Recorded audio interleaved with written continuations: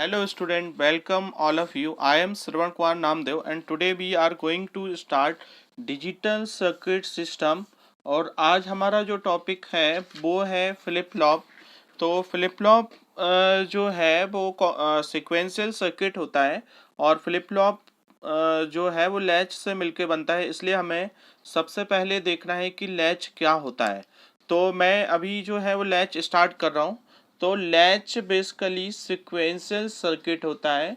Sequential circuit मतलब जो past value पे डिपेंड होता है वो आपका सीक्वेंशियल सर्किट है। तो लैच की डेफिनेशन हम दे सकते हैं, it is sequential circuit which provide invert output. Invert मतलब है सपोज दैट आपका इनपुट है 0 तो एक आउटपुट है 1, फिर एक इनपुट आउटपुट 1 है तो दूसरा 0 है। अब सीक्वेंशियल सर्किट जो मैंने है आपको इससे पहले लेक्चर में बताया था, सीक्वेंशियल सर्किट जो होता है वो पास्ट पर डिपेंड होता है और मेमोरी एलिमेंट प्रेजेंट होता है। अब हम देख रहे हैं type of latch. There are 3 type of latch. First is NOR, first is not, second is NOR and third is NAND latch. ठीक है, तो यहाँ पर हमें लैच देखना है जो 3 टाइप से है बेसिकली आपकी। एक है नॉट गेट बेस्ड और दूसरा है नॉर गेट बेस्ड और थर्ड है नैंड गेट बेस्ड। तो लैच में आप यहाँ पर देख रहे हैं नंबर ऑफ नॉट गेट जो है वो 2 नॉट गेट है। यहाँ से इसका जो इनपुट है वो इस नॉट गेट पे प्रोवाइड है और यहाँ पर जो आउटपुट है वो है क्यू और ये जो आउटपुट है वो सेकंड गेट के इनपुट पर कनेक्टेड है और सेकंड गेट से जो आउटपुट है वो आउटपुट आपका फर्स्ट गेट पर कनेक्टेड है। मतलब यहाँ पर अगर Q 0 है तो Q बार 1 होगा, Q इक्वल टू 1 है तो Q बार इक्वल टू 0 होगा। अब आप यहाँ पर देख रहे हैं सर्किट में दोनों जो आउटपुट है वो इन्वर्ट है, इन्वर्ट आउटपुट है, इसलिए ये है लैच। अब यहाँ पर ये जो लैच है वो नॉट गेट है। तो इसमें आप देख रहे हैं कि यहाँ पर जो इनपुट है वो इसके आउटपुट से कनेक्टेड है और ये जो इनपुट है वो यहाँ से आउटपुट पर कनेक्टेड है। इसमें कोई भी एक्सटर्नल इनपुट प्रोवाइड नहीं कर सकते हैं, इसलिए हम नेक्स्ट लैच पे आ रहे हैं और वो जो लैच है वो है आपकी नॉर गेट बेस्ड। तो हमने यहाँ पर एक नॉर गेट लिया है और दूसरा नॉर गेट ये है। तो इन नॉर गेट में जो फर्स्ट वाले नॉर गेट का आउटपुट है वो सेकंड के इनपुट पर कनेक्टेड है और सेकंड से जो आउटपुट है वो फर्स्ट नॉर गेट के इनपुट पर कनेक्टेड है। तो यहाँ फर्स्ट का आउटपुट है Q तो इस पर Q कनेक्टेड हो गया है और सेकंड का जो आउटपुट है वो Q बार है। अब हम इसमें देख रहे हैं कि जो नॉर गेट है, फर्स्ट वाला जो नॉर गेट है उसमें हमें देखना है कि आउटपुट कितना होगा।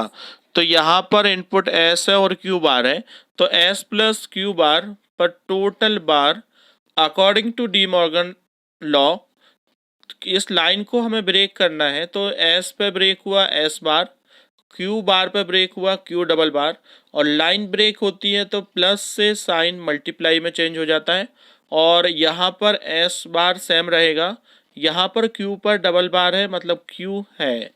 सिमिलर हम यहाँ पे देखते हैं, इस पर जो इनपुट है वो R है और यहाँ से जो इनपुट है Q है। तो ओवरऑल जो आउटपुट है वो R प्लस Q पर टोटल बार है। अगर हम इस पर डी मॉर्गन अप्लाई करते हैं तो R बार और Q बार है।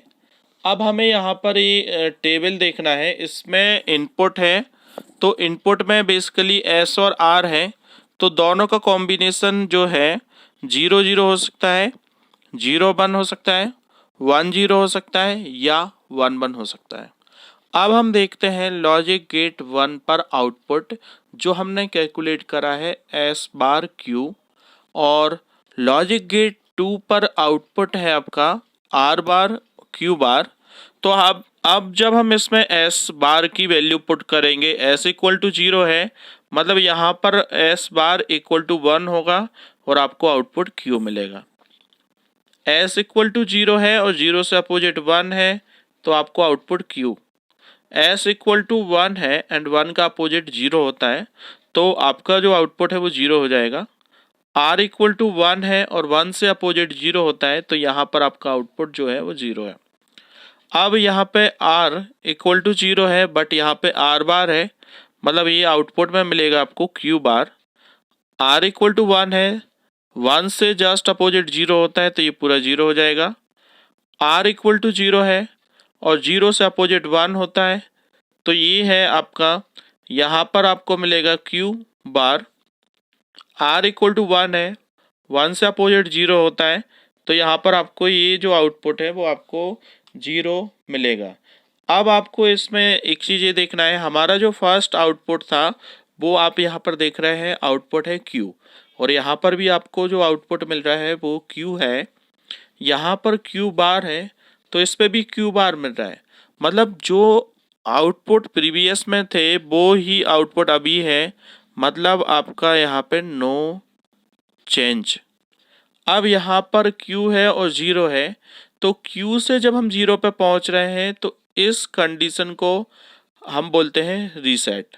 अब यहाँ पर 0 है और यहाँ पर Q बार है, तो 0 से Q बार मतलब सेट होता है।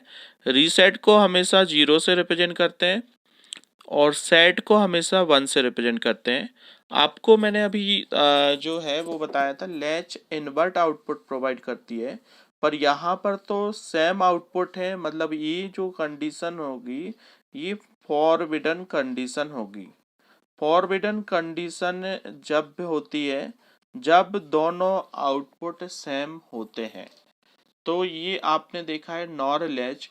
और नॉर लैच में आपको ये ध्यान रखना है, जैसे दो इनपुट है आपके पास S और R, अगर दोनों 0 0 हैं तो आपका आंसर है नो चेंज, 0 1 पे आपका आंसर है रीसेट, 1 0 पर आपका आंसर है सेट, और 1 1 पे है फॉरबिडन। तो आप यहाँ पर देख रहे हैं कि डबल 1 पे फॉरबिडन है, इसीलिए इस लैच को हम अभी यहीं पे स्किप कर देंगे क्योंकि यहाँ पर फॉरबिडन कंडीशन है। तो अब हम नेक्स्ट लैच पे पहुँचते हैं और वो लैच है आपका नैंड गेट। तो आप ये देख रहे हैं कि एक इस टाइप से ये एक नैंड गेट है और यहाँ पर एक इनपुट S है और दूसरा इनपुट R है। अब ये वाला जो इनपुट है वो सेकंड के आउटपुट से कनेक्टेड है। फर्स्ट का आउटपुट जो है वो सेकंड लॉजिक गेट के इनपुट से कनेक्टेड है। यहाँ पर यहाँ से जो स्टार्ट हो रहा है वो है आपका Q बार, तो यहाँ पर टर्म जो कनेक्टेड है वो Q बार है और यहाँ से ये जो कनेक्टेड है वो है Q। अब हम इसमें देखते हैं आउटपुट, तो S डॉट Q बार पर टोटल बार, यहाँ पर सिमिलर R डॉट Q पर total bar. According to De Morgan law यहाँ पर ही ब्रेक होगी लाइन, तो ये लाइन जब भी ब्रेक होगी ये साइन चेंज हो जाएगा और यहाँ पर S बार और Q पर डबल बार। तो इसको हम लिख सकते हैं S बार प्लस Q। इसी टाइप से यहाँ पर हम लिख सकते हैं R बार इंटू Q बार। अब हमें ये देखना है कि हमारे पास जो इनपुट है वो बेसिकली दो टाइप से इनपुट है आपके पास, और वो इनपुट है S और R। तो यहाँ पर सिमिलर हमने S और R दोनों 0 0 0 1 1 0 और 1 1 लिया है। अब यहाँ पर हमें देखना है लॉजिक गेट 1 का आउटपुट जो है S बार प्लस में Q, और लॉजिक गेट 2 का आउटपुट है R बार प्लस Q बार। अब हमें इसमें वैल्यू पुट करना है, तो यहाँ पर S इक्वल टू है 0, 0 का जस्ट अपोजिट 1 और 1 प्लस A इक्वल टू 1 होता है, तो यहाँ पर हमने वैल्यू पुट करी है 1।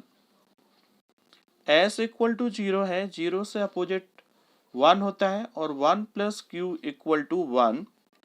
S इक्वल टू 1 है और 1 का जस्ट अपोजिट 0 है, तो यहाँ पर होगा Q। S इक्वल टू 1 है, 1 का अपोजिट 0 है, तो 0 प्लस Q ये Q है। R इक्वल टू 0 है, तो 0 का जस्ट अपोजिट 1 होता है और 1 plus Q bar equal to 1 होता है। r इक्वल टू 1 है, 1 का अपोजिट 0 होता है, तो 0 plus Q bar equal to Q bar. r equal to 0 है और 0 से अपोजिट, अपोजिट इसलिए क्योंकि यहाँ पे बार है, तो 0 से अपोजिट 1 होता है और 1 plus Q bar is equal to 1 होता है। r इक्वल टू 1 है, 1 का अपोजिट 0 और 0 plus Q bar is equal to Q bar. तो इस सर्किट में जो है यहाँ पर ये जो आउटपुट है 1 1 सेम आउटपुट है, और सेम आउटपुट पे मैंने आपको बताया है फॉरबिडन होता है। तो यहाँ फॉरबिडन कंडीशन है, और जब भी 1 से क्यू बार पे पहुंचेंगे तो उसको हम बोलते हैं सेट, और सेट को 1 से रिप्रेजेंट करेंगे।